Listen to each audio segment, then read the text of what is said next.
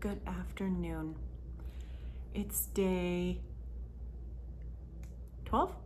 I don't know. Anyway, I thought today would be a good day for a little bit of a dollar store haul. I am overwhelmed with the amount of stuff in here, and so I need more organization. I'm also preparing for 2 craft fairs, markets, whatever you want to call them, in the next month. One of them is going to be 2 days long, 6 hours a day, and the other one is 4 hours, 1 day of the weekend. For some reason, I have a feeling the 4-hour one is going to do better than the other 2. I hope I'm wrong. I really do, but I might not be. So here's what I got to start.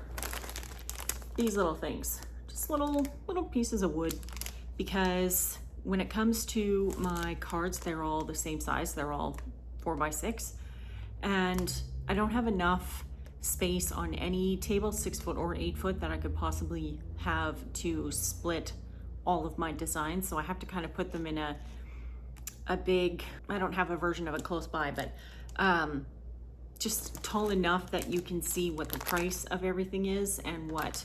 So like there's sea creatures, there's flowers, there's other animals like the chicken and the warm-blooded animals and whatnot. And so I want someone to just be able to just flip and be done. So I thought these would be a good way, because they're round versus the square, and they're almost as tall as the cards. So I figured it'd be really easy to see what the difference is. And if not, then I can just I have the smaller wood pieces that I can put underneath, and then they'll just stand up just that much.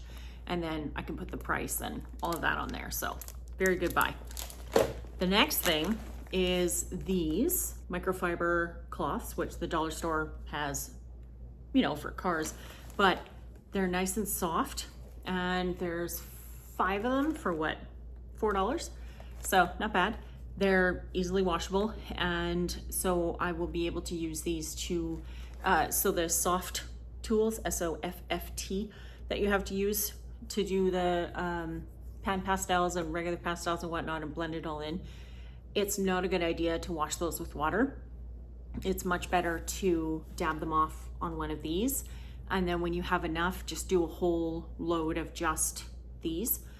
And because that way, if you don't, then if you try to mix in your clothes, then you're basically gonna just randomly dye your underwear a different color. Not a good idea, especially with those pigments, so it's better to keep it all together in one. So I bought a number of these so that I could use them for a long time, and then I also got a storage thing to put them in, so when they get large enough that I can actually do a load of laundry, because I just don't have enough to justify not only spending the extra money but also just that much water. I'd rather have a full load ready to go, and then I can clean them all and then, you know, reuse them again. Like I probably only need to clean these once a year, I bet. Depends on how much I do, of course. Next up is these. So I've got 3 of them, and they're all just regular brown bags. The reason is because I am learning through all of the market vlogs that I've been watching that an awful lot of people are selling their wares in mystery grab bags. So just putting, like, you know, 1 art print, 2 stickers, a pad of paper for $20. People love that stuff. Of course, I sell my art prints for $30 each, and no one buys them. So not that I've tried to sell any recently, but you know what I mean. So if I put, like, it's a $30 value plus the stickers, which are a $6 value, plus a small art print maybe, or the paper packs, one of them I sell for $8, the other I sell for $5. Yeah, and then just put those all together, then I can get rid of some stuff that doesn't sell as well. Not that I really know what sells well, because I don't, not really anyway. So yeah, I thought it would be really fun to stamp these with my logo and just write on there what's on there. You know, thought it'd be kind of cute. So the next thing, which is important, is this. This is a cabinet shelf, so it literally looks right what's on in the photo, and it just eventually, once you disconnect it from its plastic thing, then it'll sit up properly. because I have a very small apartment, really, really small. And I can't possibly use up any more wall space for another table because I've used all the wall space, except the stuff that's right behind me. And frankly, I just wouldn't have enough space to push this out into my walking area because I wouldn't be able to walk. So I have to go up instead of out. And that's okay because this, although it isn't going to hold a lot, I don't need it to hold a lot. It just needs to be able to lift some things up so that, because I really crave organization. I love things to be where I want them to be. And I want this to be one of those things. And for $350, I mean, it's pretty decent quality, it seems to me. Like, I mean, it's not bending at all, and it's got the metal legs with the nice soft rubbery foot deal. And I don't know, I like it. I think it's gonna be a really good addition, and I'm probably gonna go and buy some more if I'm honest. I like it, it's a good idea. So yeah, that's it for that. And then, oh, here, this is the storage that I'm going to use for the cloths, just because it's flat and I can't use something round like a garbage can or whatever because it doesn't fit against a wall properly, and so it's too easy for me to trip over it. So I had to say goodbye to that idea and use a plant pot instead. Whatever, it works. And then this actually is a plant pot. I had to get one because I bought my first ever Monstera, not really understanding that those plants grow like crazy, because like I kill everything I touch. I'm amazed that all of my plants are still alive. They're not thriving, but they're alive. And so I really thought that this one would probably die within the first couple of weeks. I've had it for 2 weeks now, and it has so many new leaves and so many new chunks that are just growing from everywhere. It literally looks like there's 6 different plants in that one, because that's just how they grow. And I'm learning a lot about how the leaves, how they open up and where the holes appear from. And my God, these, like, I bet if I stood and watched it for long enough, I would see it sprout. Like, that's how quickly it's expanding. It's gonna take over my apartment, I think. It may eat me alive at one point. We'll see. Now, the other stuff that I got, which is a little bit related to my health challenges lately, number one is these hair, skin, and nails things. I don't usually like supplements, but I can't handle this anymore, and so I'm willing to try anything. So this has biotin, vitamin C, and E. I don't really like the taste of them. They're actually quite gross. They're supposed to be a strawberry flavor. I don't know who thought this tasted like strawberry. Really, it really doesn't. But it's palatable enough that it doesn't make me sick, so whatever. And then I thought I would try B12 supplements. Someone said that dry lips could be a result of this, which I already knew, but I was a little bit afraid to check out the supplements because I think I told you guys this already, but we had a patient who actually made himself feel terrible by taking something like 1,800 IUs a day of B12. He was deficient in B12 when he started taking these pills, and the last blood test that we did, he was like triple the amount that a person should have in their blood. So we very kindly asked him to please stop taking those damn things and wait a month at least, and then get another blood test, and then we would see whether he needs to take supplements. And if he does, then we're going to tell him to be careful about the dosage, because there was the 500 that I've got, then there's also the 1,000, the 2,000, and the 5,000. So, and I think there was also a 250 if I'm not mistaken, or was there 300? I can't remember. There was a number of different numbers of dosages. I chose the lowest one because not only is it the cheapest, it's likely going to be the least likely to upset my stomach.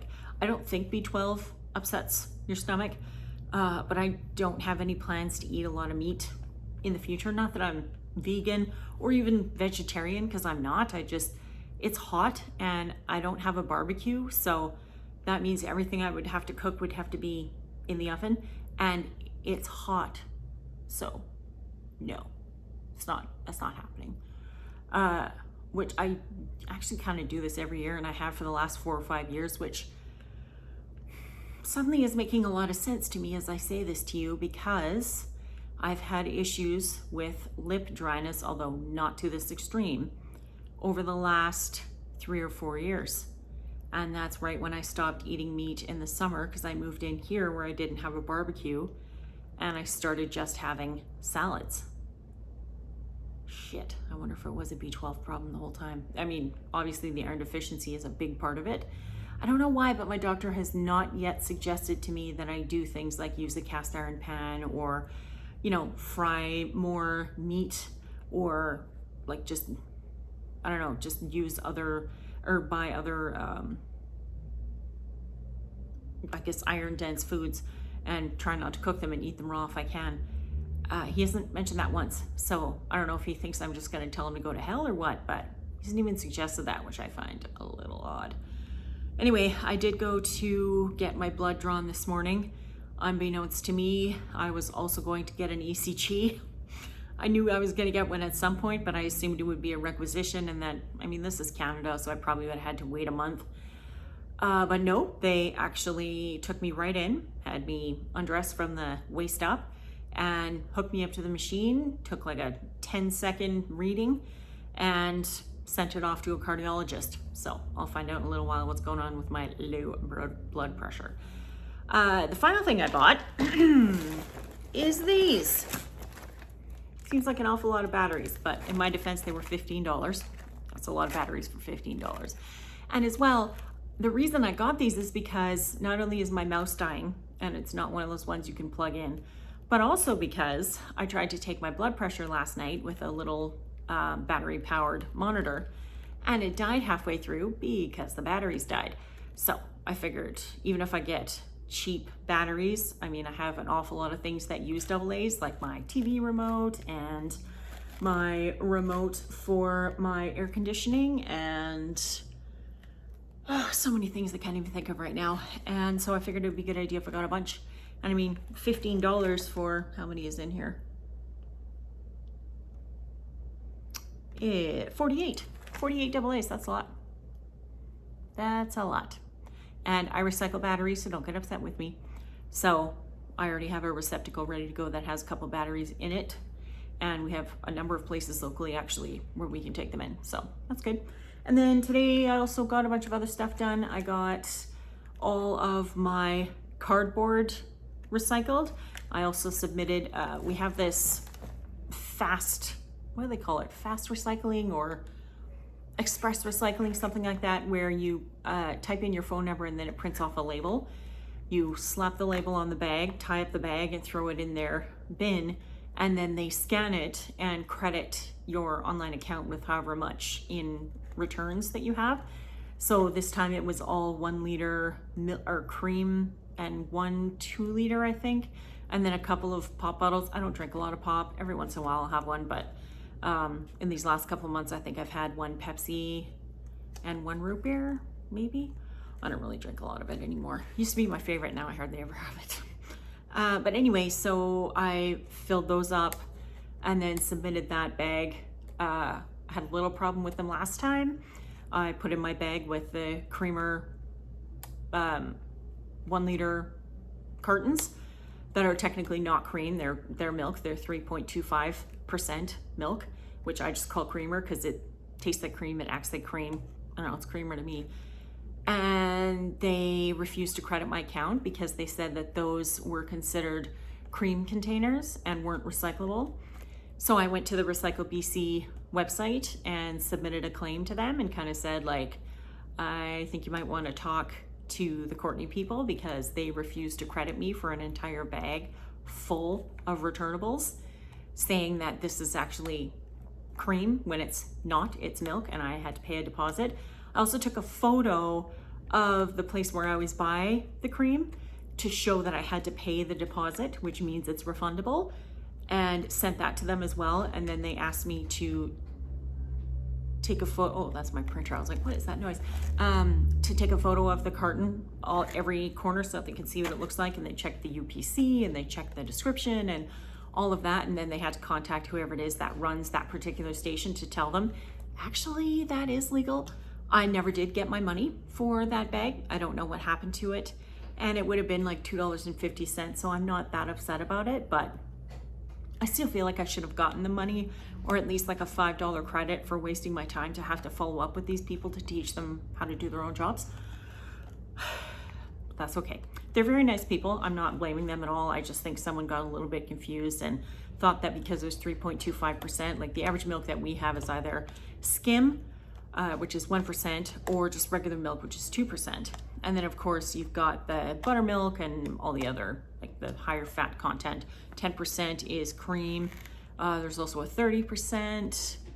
There's a number of different fat contents, but this one in particular is 3.25 and is still considered milk. So they should have credited me, they didn't, but that's okay. I've submitted 2 more bags since then, and this last one was, the second one was today, but otherwise I got a credit for the last one. And then I think when you have a minimum of, was it $15 in your account, then you just, you know, go into your account and send the money over, and they'll send you an e-transfer for whatever it is that you've built up in the account, which is a brilliant system actually. I quite like it. It works really quite well. It does require that you remember your password. I have everything saved into my password manager because I have highly complicated passwords, because I refuse to do something stupid like use my birth year or somebody else's birth year or my lotto numbers or my license plate or whatever the hell it is that I could use to make it secure. So I got a password manager specifically for that, and I love it. I feel so much safer using it all the time. Anyway, it's by 1Password. I love them. This is not sponsored by them. It's not sponsored by anybody. Because who the hell wants to do that when you have 60 subscribers? Not me, but I do appreciate that 60th subscriber, so thank you. And that's another hill that I've gotten over. Very happy. Yeah, so wish me luck on the B12 front. I hope that helps. I'm gonna set it up to take it with my morning vitamins and whatnot, and hopefully that'll help out. And then I'm just gonna have to try and work this awful strawberry tasting vitamin E gummy into my mornings. I don't really like sugar first thing in the morning, but maybe I could save it for lunch. I don't know. I'll figure something out anyway. It does say that you get 2,000 IUs and that each one is 1,000 IUs. It recommends that you take 2 per day, but I really don't like the taste, so I'm just gonna take 1 for now and see if my nails get any stronger. As you can see, they rip, they crack, they bleed. They're not very good. They're not very strong. And although my hair is okay, it could be better. Like, I really love how my gray came in, but it doesn't have that same luster that it used to have. So I'm hoping the vitamin E will help. Anyway, that's all I got for you. This is much longer than I thought it was going to be. This is supposed to be 5 minutes with yeah, have a good weekend, and I will see you tomorrow.